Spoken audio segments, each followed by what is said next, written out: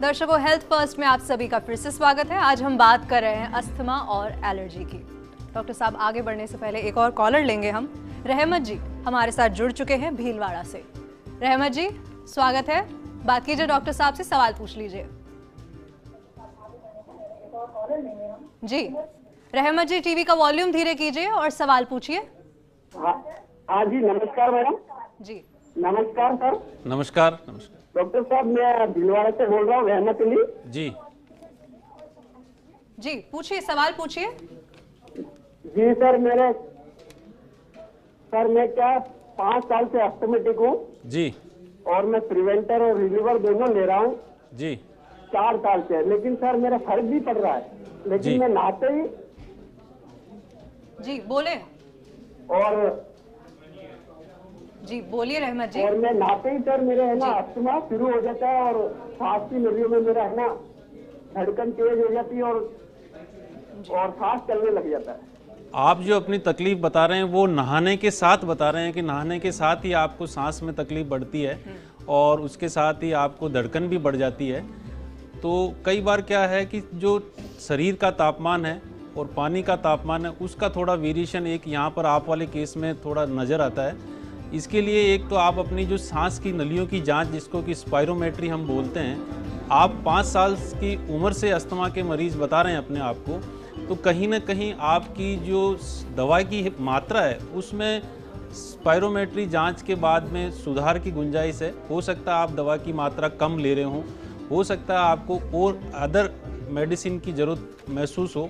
तो इसके लिए एक बार आप पूरी तरह से अपने सांस की फेफड़ों की जांच कराएं। साथ ही जो आप नहाने के साथ बता रहे हैं धड़कन बढ़ने की एक आप शिकायत बता रहे हैं, उसके लिए आपका हार्ट का भी एक इवेल्युएशन और हार्ट का भी चेकअप एक रिक्वायरमेंट नज़र आ रही है आप वाले केस में। तो दोनों फेफड़ों की जांच और हार्ट की जांच करा के आप एक उचित सलाह के साथ अपना अगर इलाज लेंगे तो आपके अस्थमा को काफ़ी हद तक आप कंट्रोल कर पाएंगे। जी, जांच कराना भी बहुत ज़रूरी है। अपनी मर्जी से भी दवाइयाँ नहीं लेनी है, इलाज नहीं करना है। एक और कॉलर लेंगे। दौसा से हमारे साथ कंचन जी जुड़ चुके हैं, हमारी दर्शक। कंचन जी, स्वागत है। पूछ लीजिए सवाल। पूछिए कंचन जी। हेलो जी मेरा अस्थमा का जोर ठंड के टाइम ज्यादा रहता है। आपका अस्थमा का जोर कब ज़्यादा रहता है आप बताएं सर? ठंड के टाइम बदल हो जाता है, जब होता है और उसमें क्या परेशानी रहती है 3-4 दिन तक। जब बादल होते हैं, जब बरसात का मौसम आता है, तब आपकी सांस की तकलीफ बढ़ जाती है।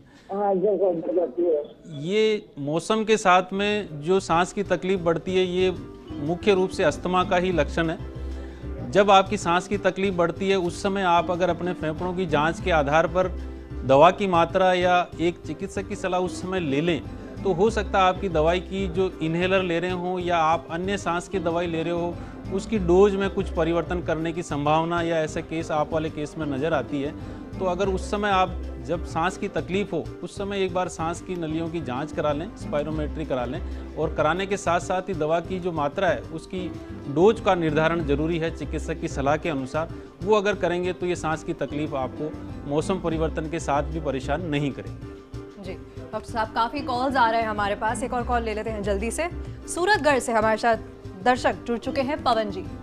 पवन जी, स्वागत है। पूछिए सवाल। नमस्कार डॉक्टर साहब। नमस्कार। नमस्कार डॉक्टर साहब, मैं सूरतगढ़ से बोल रहा हूँ, पवन शर्मा। हाँ बोले पवन जी। डॉक्टर साहब, मेरे को सोराइसिस है डॉक्टर साहब। जी हेलो। हाँ बोले साहब। सोराइसिस है मेरे को। जी तो सोराइसिस में डॉक्टर साहब कोई स्किन टेस्ट है जिसके कारण ये चीज नहीं खानी चाहिए कि वो रोग ज्यादा बढ़े, इसका कोई है इलाज? आमतौर पर सोराइसिस एक चमड़ी की बीमारी है, स्किन की डिजीज़ है जिसको कि चर्म रोग विशेषज्ञ डील करते हैं। कई बीमारियां, कई चमड़ी की ऐसी डिजीज़ भी हैं जिनके अंदर एलर्जी टेस्ट अपने आप में एक अहम भूमिका निभाते हैं। जहां पर सोराइसिस को अपन बीमारी आपकी जो है उसमें एलर्जी का ऐसा कोई वो रोल नहीं है। एलर्जी टेस्ट कई बार पेशेंट्स इसको एलर्जी के रूप में मानते हुए उसको एक मानसिक रूप से अपने शरीर पर ओढ़ता है। उसको देखते हुए अगर एलर्जी टेस्ट कहीं कोई स्किन स्पेशलिस्ट एडवाइस करते हैं तो वो कराए जा सकते हैं। उनमें कई बार आपको जिन चीज़ों से एलर्जी होती है उनको हम एडवाइस भी करते हैं कि ये चीज़ें आप नहीं खाएं, लेकिन सोराइसिस का स्किन एलर्जी से रिलेशन नहीं है, ये एक तरह की अलग टाइप की स्किन की डिजीज़ है। जी डॉक्टर साहब, एक और कॉलर हमारे साथ है, सुशील जी गुलाबपुरा से हमारे दर्शक। सुशील जी, स्वागत करती हूँ, पूछिए सवाल डॉक्टर साहब से। जी नमस्कार मैम।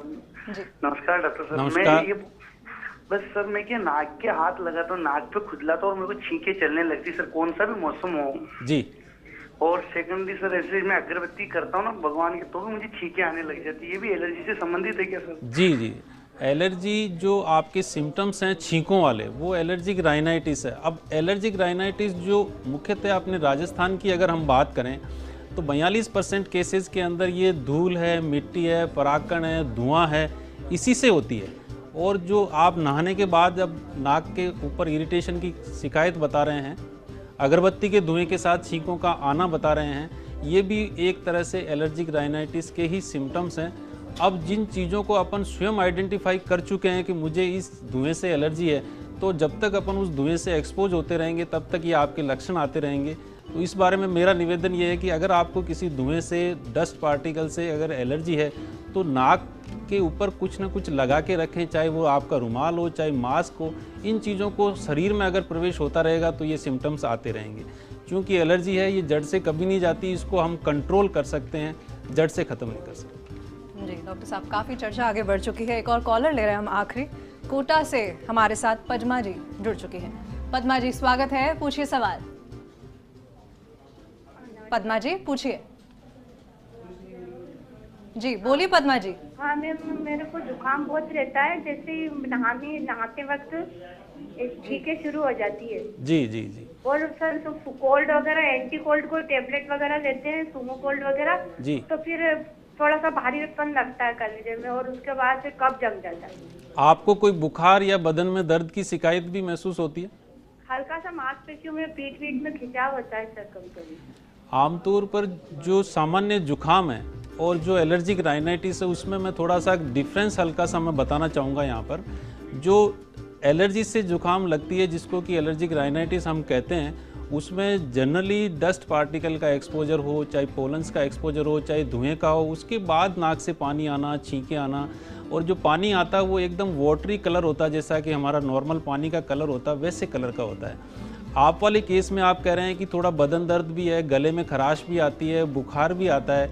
ये एक बैक्टीरिया जनित जुकाम जिसे बोलते हैं। इसके अंदर हर 2 या 3 दिन के अंदर जो नाक से पानी आता है उसका कलर चेंज हो जाता है, हरे पीले रंग के सीक्रेशंस आने लग जाते हैं। बुखार अगर है और अगर आप कोई एंटीबायोटिक ले रहे हैं तो बैक्टीरिया वाली जुकाम में एंटीबायोटिक ज़रूर काम करेंगे, अदरवाइज़ एंटीबायोटिक का उपयोग बिना चिकित्सक की सलाह से नहीं करें। आपने जो दवाई का नाम लिया वो भी अगर फ्रिक्वेंटली आप चिकित्सक की सलाह से यूज करें तो ज़्यादा बेहतर होगा। जी डॉक्टर साहब, जल्दी से मेल के जरिए जो हमारे पास 2 सवाल आए हैं बोलेंगे। पहला ये कि किस तरह के परहेज हमें करना है, अस्थमा है, और दूसरा ये कि जब हम पहले ही जल्दी से दवाइयाँ छोड़ देते हैं अस्थमा की तो उसका क्या नुकसान हो सकता है। आमतौर पर एलर्जिक राइनाइटिस और अस्थमा के पेशेंट्स के लिए जो एलर्जेंस है वो आइडेंटिफाई होना सबसे ज़्यादा ज़रूरी है। कोई भी पेशेंट्स हो उसके लिए किन चीज़ों से उसको एलर्जी है वो विशेषकर उसकी नॉलेज में होना चाहिए। जब तक वो आइडेंटिफाई एलर्जेंस की परहेज़ नहीं करेगा, चाहे उसको डस्ट से एलर्जी हो, चाहे ग्रेन डस्ट से एलर्जी हो, चाहे पोलन से एलर्जी हो, जब तक वो खुद उसको जानकारी में नहीं होगा पेशेंट्स के, वो उनसे बचाव नहीं कर सकता। रही दवाओं की बात, दवाओं के बारे में आमतौर पर मरीजों की ये धारणा होती है कि साहब मेरे आराम है, मैं दवाइयाँ बंद कर दूँ। अस्थमा या एलर्जी के अंदर जो दवाइयों की मात्रा है वो इनहेल्ड स्टेरॉइड के रूप में, नेजल स्टेरॉइड के रूप में, ओरल स्टेरॉइड के रूप में उपयोग में आती है। तो ऐसे स्टेरॉइड्स को हम एकाएक बंद नहीं कर सकते। इनकी दवाओं की मात्रा हर 2 से 3 महीने के बाद पेशेंट्स की कंडीशन देखते हुए हम उसकी डोज कम करते हैं। डोज कम करने के साथ साथ उसको एक मिनिमम दवाई की मात्रा पर लाकर छोड़ते हैं ताकि वो उस मात्रा को रेगुलर लेता रहे। तो एलर्जिक राइनाइटिस और अस्थमा के अटैक से उसको काफ़ी हद तक बचाव महसूस हो। जी डॉक्टर साहब, आज की चर्चा यहीं तक। बहुत बहुत धन्यवाद आपका स्टूडियो में आने के लिए। दर्शकों, अगर आप चाहते हैं कि आपकी बीमारी से संबंधित कोई भी चर्चा हम हमारे शो में उठाएं या कोई सवाल पूछना चाहते हैं तो आप हमें मेल कर सकते हैं। हमारा ईमेल आईडी आपकी टीवी स्क्रीन पर है, healthfirst@firstindianews.com। दर्शकों, साथ ही में आप हेल्थ फर्स्ट के बाकी एपिसोड्स भी यूट्यूब पर देख सकते हैं। आज के लिए इजाजत, नमस्कार।